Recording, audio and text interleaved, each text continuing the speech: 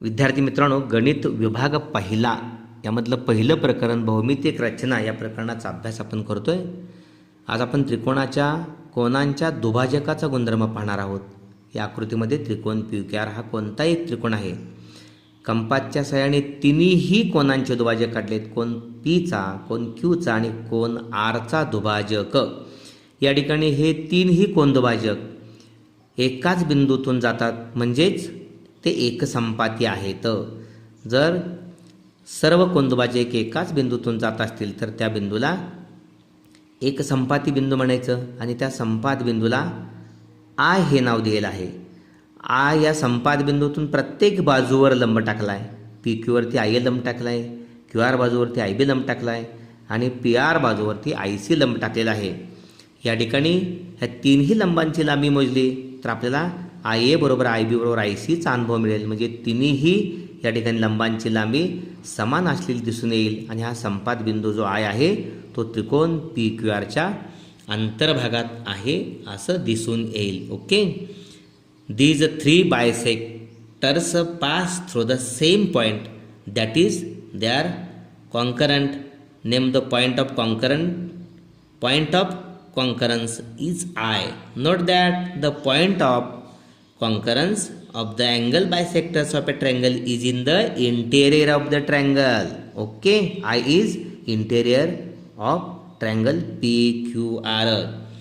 Draw perpendicular IA, IB, IC respectively from I on the sides of the triangles PQ, QR and PR. Measure the length of these perpendiculars. Note that IA is equal to IB is equal to IC. Okay, याचा अनुभव आपण या आकृतीमध्ये घेऊया. या ठिकाणी त्रिकोण PQR आहे. प्रत्येक कोनाचा आपण कोन दुभाजक काढूया. या ठिकाणी कंपासचं पोलादी टोक Qवर ठेवलेलं आहे. दोन्ही बाजूवरती आपण विशिष्ट अंतरानं खुणा करूया. या ठिकाणी ही पहिली खूण, दुसरी खूण, थोडंसं कंपासमधलं अंतर वाढवलं. पहिली खूण केंद्र घेतली आणि या ठिकाणी चाप मारला. त्यानंतर दुसरी खूण केंद्र घेऊन आत्ताच काढलेल्या कंसाला छेदणारा चाप मारला. तो छेदनबिंदू आणि Q आपण जोडूया. या ठिकाणी हा जो कोन दुभाजक आहे तो PQRचा आहे. अशाच पद्धतीनं R या कोनाचा कोन दुभाजक काढूया. R हा कोनच्या दोन बाजूनी तयार झालेला आहे. त्या दोन बाजूवरती विशिष्ट अंतरानं खुणा करूया. अंतर थोडंसं वाढवूया, नाहीतर तेच ठेवलं तर चालतंय. पहा, तेच ठेवलं. ही पहिली खूण.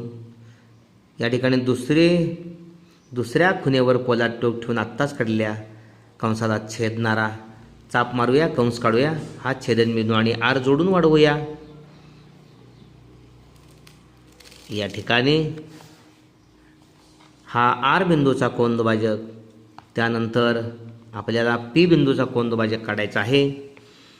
अशाच पद्धतीनं P बिंदूवर पोलाद टीक ठेवून दोन्ही बाजूवरती P कोन करणाऱ्या बाजू PQ आणि PR आहेत. ह्या दोन खुणा, पहिली खूण केंद्र घेतली, अंतर तेच ठेवलं, वाढवलं तरी चालतंय. हा चाप मारला आतमध्ये. ओके, दुसरी खूण केंद्र घेऊन आत्ताच काढलेल्या कंसाला छेदणारा कंस काढूया. आणि या ठिकाणी हे दोन्ही छेदनबिंदू आहेत. दोन्ही कंसांचे छेदनबिंदू आहेत. हा छेदनबिंदू आणि P जोडून वाढवूया. आपल्या लक्षात येईल हा सुद्धा या ठिकाणी Qचा कोन दुभाजक आणि Rचा कोन दुभाजक इथं छेदलेत. त्याच बिंदूतून हा Pचा सुद्धा कोन दुभाजक जातोय. पहा, या ठिकाणी तिन्ही या ठिकाणी जे कोन दुभाजक आहेत एकाच बिंदूत छेदलेले आहेत. त्यालाच आपण संपात बिंदू म्हणतोय. म्हणजे तिन्ही कोन दुभाजक एक संपाती असतात आणि त्या संपात बिंदूला आय म्हटलेलं आहे. आणि त्याला आपण आंतरमध्य म्हणणार आहोत. इन सेंटर म्हणून आय या अक्षर हे पहिलं आहे इन सेंटरमधलं. ओके, म्हणजे त्रिकोणाचे तीनही कोन दुभाजक एक संपाती कॉन्करंट असतात. त्यांच्या संपात बिंदूचा अंतर्मध्य म्हणतात, इन सेंटर, आणि तो आय या अक्षराने दाखवतात. आता आय या बिंदूतून तिन्ही बाजूवर आपण लंब टाकूया. या ठिकाणी हा समजा QR बाजू आहे. PQ बाजूकडून सुरुवात केली तर ठीक आहे. आय ए हा लंब आहे.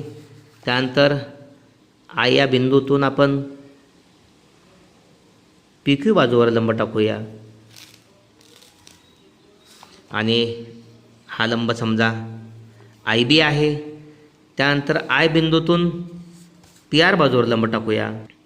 हा आय बिंदूतून पी आर बाजूवर हा लंब टाकलेला आहे.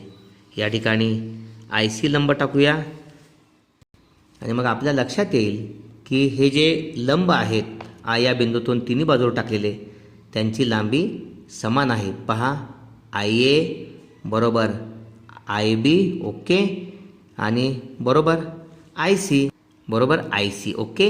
आय ए बरोबर आय बी बरोबर आय सी. पुन्हा एकदा पहा, आय ए बरोबर आय बी बरोबर आय सी ओके. आय ए बरोबर आय बी बरोबर आय सी.